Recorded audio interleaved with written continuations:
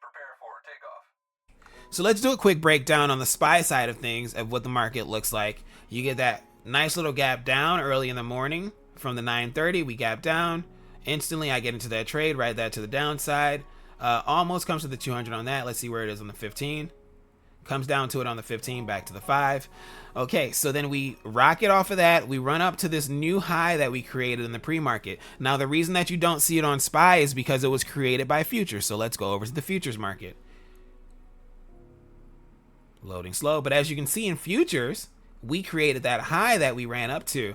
And the key is, and what happened at 9 o'clock or 11 o'clock is we didn't actually take this. You have to take this with a body of the candle, not a wick. If we wicked up to it, it still hasn't been validated. But as you scroll left, we got up to it with the bodies of the candles here at 1 o'clock, and that currently validated our new range, and then we ran up to a new range. Once it's validated, we'll pull back a little bit and we'll shoot up to a new range. Usually it won't go insane or anything like that. And then once we hit that new range and we topped out, we fell.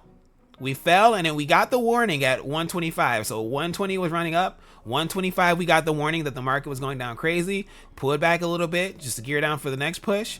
And then we fell super hard to the 200 EMA. You see me sell out there because I never trust breaking through the 200 EMA on the 5-minute. And then you see me immediately re-enter when we don't fly back up. When we didn't fly back up to halfway through this candle, I was like, oh, instantly.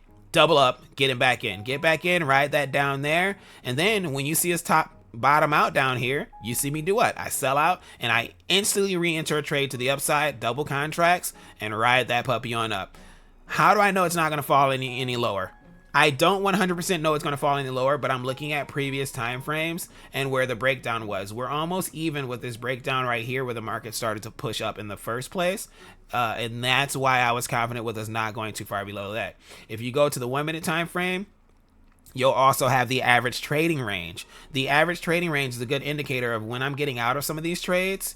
I don't follow it to a T, but if it's saying like, hey, this is where we're reaching the average trading range, and then you look across and you see that there's some equal levels there, I get out. I don't care if the market runs up anymore. I exit that trade and I wait for later. I know, yes, I know it's going to the 200 EMA eventually.